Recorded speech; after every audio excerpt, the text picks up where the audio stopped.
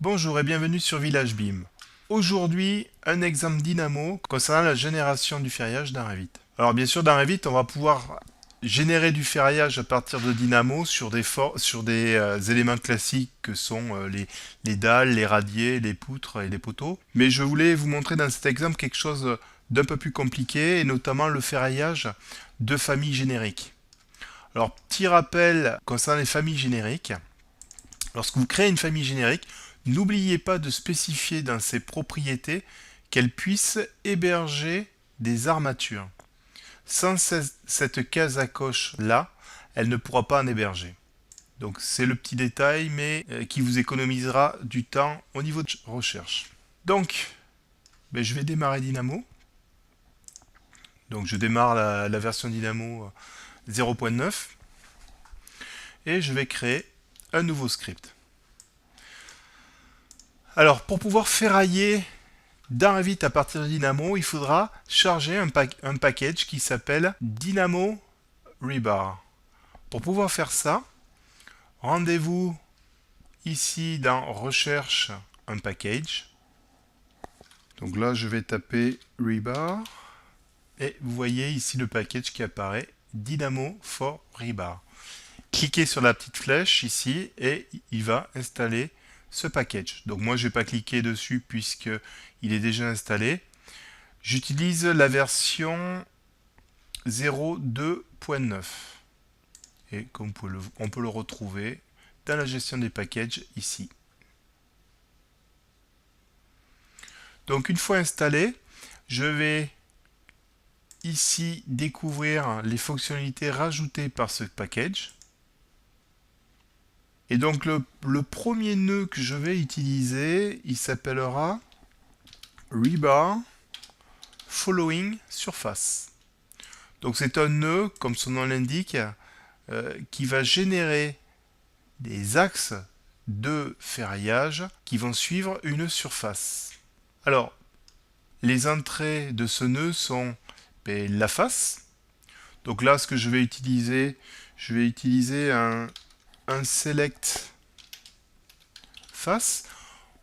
On a deux types de select face au singulier, select face au pluriel. Si vous utilisez select face, il suffira de le relier au nœud principal, de cliquer sur sélectionner, de sélectionner la face qui vous intéresse et de retour dans Dynamo, nous aurons l'identifiant de la face sélectionnée. Sinon, si j'utilise l'option Select face au pluriel, comme son nom l'indique, je vais pouvoir sélectionner plusieurs faces. Donc même procédure que tout à l'heure, je vais pouvoir sélectionner une face et une autre. Par contre, pour terminer ma sélection, n'oubliez pas de cliquer sur Terminer. Et de retour dans Dynamo, j'aurai bien mes deux faces sélectionnées. Donc pour l'exemple, je vais faire une seule face. Alors dans les autres entrées disponibles, j'ai le nombre de courbes. Alors je vais pouvoir utiliser soit un number ou un code block. Pour ceux qui connaissent les codes blocs, en double-cliquant dans l'interface, je vais pouvoir directement rentrer la valeur 6 ou rentrer un nombre 6. Ça revient au même. L'avantage du code block, c'est que je vais pouvoir mettre plusieurs variables à l'intérieur. Donc je ne vais pas utiliser le nombre. Donc 6. J'ai la possibilité aussi de définir des distances entre les courbes. Donc moi je ne vais pas l'utiliser, je vais utiliser le nombre de courbes. Flip, ça permettra d'inverser le sens de représentation des armatures. Donc par exemple, comme vous pouvez le voir, c'est un booléen. Donc je vais aller chercher un booléen. Et par défaut, je le laisse à faux. On va voir le résultat après. Offset, vous savez, quand on va faire du béton armé, on va prévoir un enrobage qui va protéger cet acier vis-à-vis des intempéries ou de l'atmosphère extérieure. Donc là, je vais utiliser mon code block et je vais lui mettre un enrobage de 3 cm. Alors attention aux unités que vous entrez ici, il faut qu'elles soient cohérentes avec les unités de votre gabarit Revit. Donc moi, comme je suis à mètre, je vais mettre 0,03 mètres. Et je vais venir m'accrocher à offset. Et la variable idealize, on va la voir un petit peu tout à l'heure, elle concerne en fait l'ajustement par rapport à des faces, des contours de face qui ne seraient pas parallèles. Donc là encore une fois, il lui faut un boulet 1, donc je lui mets un boulet 1 et par défaut je le mets égal à faux. Ok. Je ne sais pas si vous avez remarqué, une fois que j'ai connecté la surface à la face, apparaît la face que j'avais sélectionnée dans Revit. Si je viens faire un zoom, en appuyant sur la touche CTRL B, je peux faire un zoom. Vous pouvez voir ici les armatures. Alors, cas un petit peu spécial, je vais utiliser True pour Idealize parce que dans le cas de surface courbe, ça ne donne pas le résultat escompté. Autre remarque, lorsque vous allez faire du ferraillage, je vous conseille vivement de rester en manuel. Ça veut dire que toute modification que vous allez effectuer dans votre script, il faudra cliquer sur la touche, sur le bouton exécuter. Parce que j'ai remarqué des problèmes lorsqu'on reste en automatique. Des fois, des boucles se forment et votre script est complètement bloqué et vous êtes obligé de fermer le script et bien sûr Revit. Donc je vous conseille d'être, lorsque vous faites du ferraillage, en mode d'exécution manuelle. Une fois que vous avez réalisé cette première partie de script, vous découvrez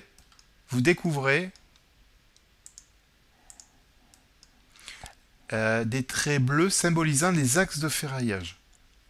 Alors ces traits bleus, en fait, ce sont que des traits virtuels qui, si je ferme le script Dynamo, ils disparaîtront.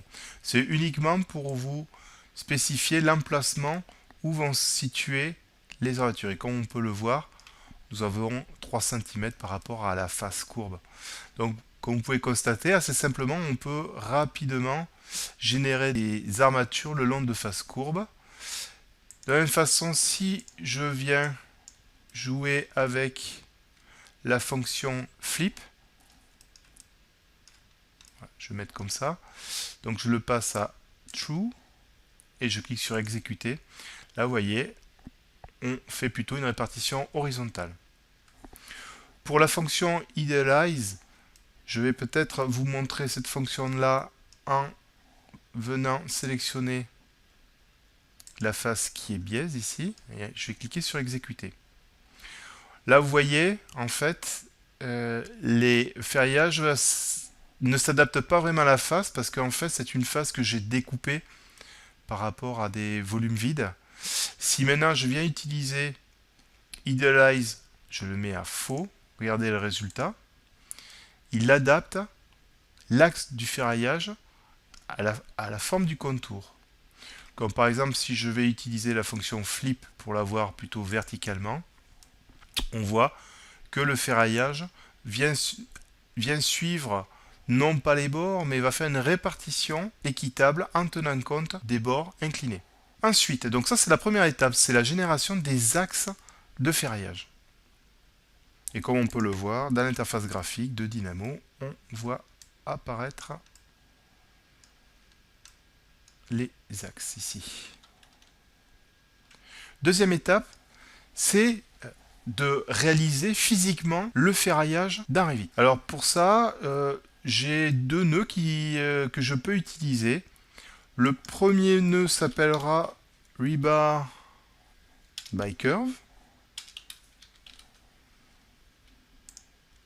Donc là, en fait, c'est la création d'une barre unique. Pour chaque axe d'armature, on va générer une barre unique. Donc chaque axe aura une barre unique.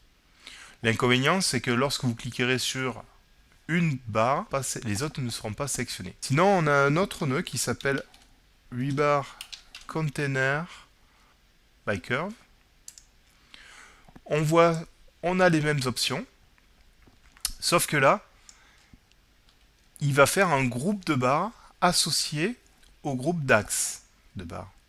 Donc lorsque vous cliquerez dans Revit une des barres de l'ensemble, toutes les barres sont sélectionnées. Donc c'est pour ça que je ne vais pas utiliser une rebar by curve. Donc il a besoin de quoi? Il a besoin d'une curve, ça tombe bien, je l'ai là, je vais le relier ici. Il a besoin de l'identifiant de l'élément qui va héberger le ferraillage. Donc là, ce que je vais faire, je vais utiliser un select modèle. Et je viens sélectionner, bien sûr, ma famille générique. Il a besoin de l'identifiant en fait. Donc je vais utiliser un nœud qui va s'appeler élément ID. Comme vous pouvez le voir ici, je récupère en ayant cliqué sur exécuter bien sûr, je récupère l'identifiant de la famille que je peux associer à host element ID. Avant de passer au paramétrage du ferraillage, une entrée vector. En fait, cette entrée-là me demande un vecteur. Ce vecteur va être la direction dans le cas où on va mettre un crochet de ferraillage, va m'indiquer la direction de ce crochet de ferraillage. En général, perpendiculaire à la face.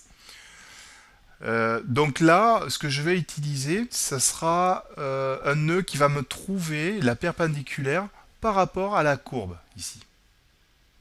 Donc en fait, c'est quelque chose qui va s'appeler curve normal. Et là, j'ai à ma disposition deux types. Normal add parameter ou normal.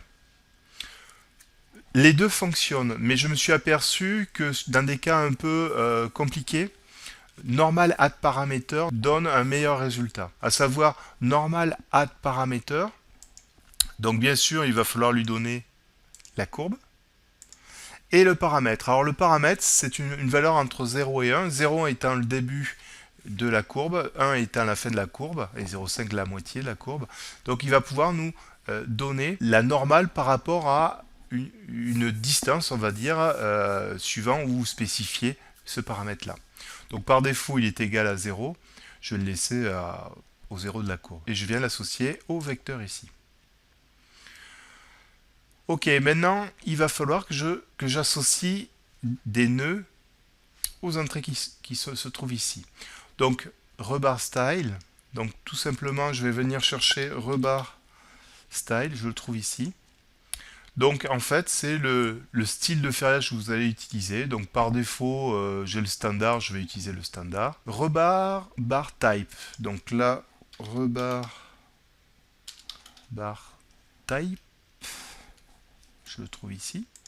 Donc il s'agit en fait du diamètre et de la nuance que vous voulez utiliser. Donc là, attention, ça fait partie de vos gabarits. Si vous n'avez aucun type de barre chargé, en fait, ce champ-là sera vide.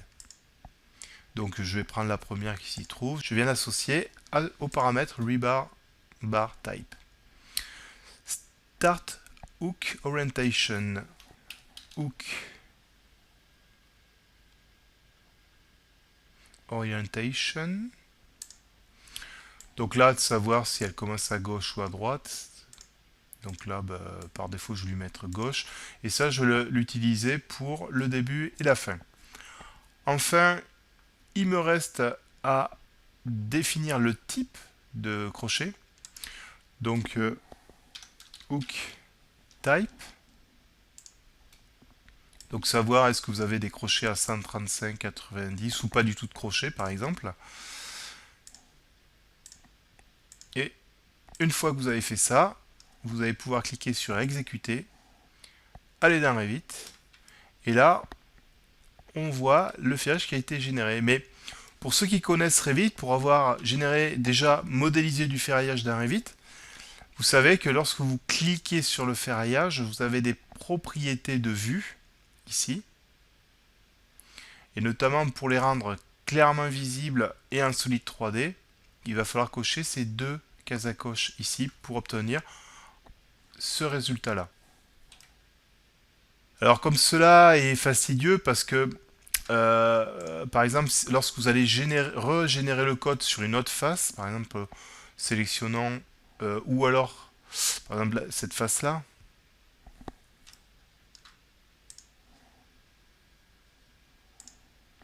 et bien en fait vous perdrez automatiquement le fait qu'elle soit affichée clairement et en solide. Donc encore une fois, dans le package Dynamo Rebar, vous allez avoir deux nœuds qui vont vous permettre d'afficher clairement et de façon solide les armatures. Alors, il s'appelle, par exemple, si on fait la recherche Rebar solide,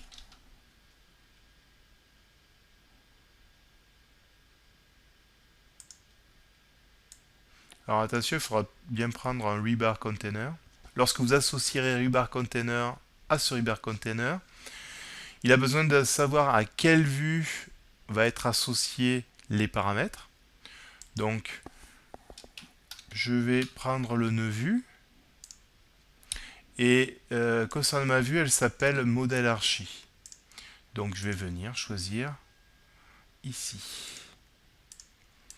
Et afficher en tant que solide. Il s'agit d'un booléen. Donc là, je vais donner un booléen. Par défaut, le mettre à true. De la même manière, je veux les rendre visibles. Donc, je vais utiliser un nœud container une obscurate view. Alors, désolé pour l'accent, et vous voyez bien que je prends un rebar container. Donc, je vais venir associer la vue et le mot booléen qui était égal à true. Et donc maintenant, si je fais le test, par exemple, utilisons cette face-là.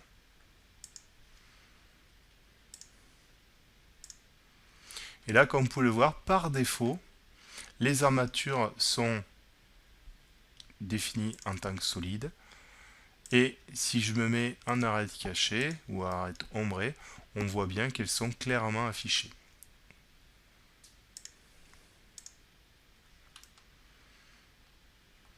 Voilà, donc vous voyez que c'est pas bien compliqué, il faut bien faire attention à bien être en exécuté manuellement et que votre famille, que vous ayez bien coché la case, peut héberger une armature. Maintenant que vous connaissez les bases, vous pourrez effectuer ou vous pouvez réaliser des ferrailles plus complexes, comme par exemple, je peux vous montrer celui-là.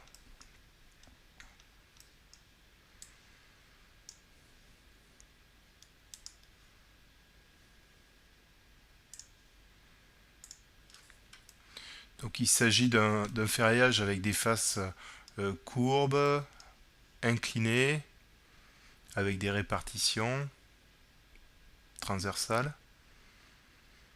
Donc cela, vous pourrez l'automatiser de façon assez pratique avec Dynamo. Et vous pouvez vous servir du code ponctuellement. Par exemple, vous avez une face à ferrailler, vous utilisez le code que l'on vient de générer. Une fois que vous êtes satisfait du ferraillage réalisé, vous pouvez fermer Dynamo. Le ferraillage, comme vous allez le voir, va toujours exister sur la face que je viens de générer. Si vous voulez générer une autre face, pourquoi pas redémarrer le script que l'on vient de créer pour ferrailler une autre face. Donc voilà ce que je voulais vous montrer. J'espère que ça va vous donner beaucoup d'idées en matière de ferraillage automatique dans Revit. Je vous souhaite une bonne journée et à bientôt. Au revoir.